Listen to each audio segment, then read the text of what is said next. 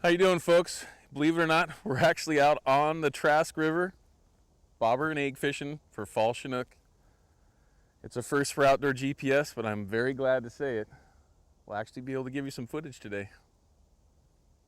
And hopefully, if we do things correctly, we'll get rewarded with one of these fall Trask River fish that can be very big.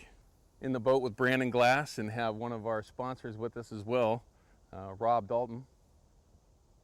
Also goes by the fishing attorney. I love that.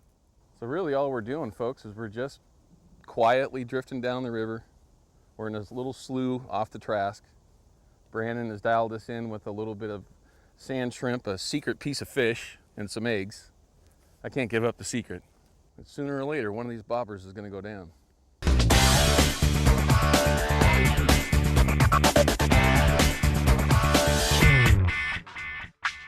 A couple of the other tips that we could give you too, when you're doing this type of fishing, don't be stingy with your eggs. If you're not getting bit, if you're leaving your baits out there too long, they're getting really washed out, not getting any bites that are really kind of, well, at the very least salmon, change them out. Don't be shy. You didn't drive all the way over here and spend all the money to save bait. You didn't get to see while we were up there, folks, but we didn't get any bites on eggs. What we did is we've moved out of the sloughs in the Trask, and now we're actually out in Memaloose, right in front of the mouth of the Trask, trolling spinners. Real light leads. Brandon wants us back 13 poles right now. I'm trying to fake everybody else out around here and just keep on pulling, but I'm really not. But so now we're going to be in shallow water pulling spinners around, looking for what they call the slack bite, which will look something like this when they grab it. Well, as you can tell, everybody, we got a fish on. And it's going to be a little bit of a rodeo, so watch this. Just coming through this little pass. Nicely done. And the fish is having its way with him right now.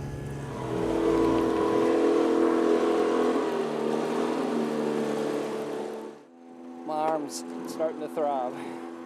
It's a strong fish, I'll tell you that. That's more than 20 pounds. Yes, it is. That's more like 25. 25. Goodbye. Oh, that was cool.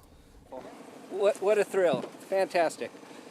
That was unfortunately a fish that may have grabbed the hook the right way, and then it ended up over here, so we had to let that fish go. But Rob got himself a heck of a fight out of that one, didn't you? My arm is never going to be the same. He's joshing. When they're not in the mouth, sometimes they fight a little harder in the sand. Well, I think what happened is that fish, the way we're trolling so slow, it probably came up, grabbed the spinner, and had a chance to get it sideways or shake it, and then ultimately ended up in his pec fin. It happens. But doing the ethical thing is the right thing to do. Let the fish go, let it do its thing. Not the right thing. It's the legal thing. The legal thing to do, excuse me.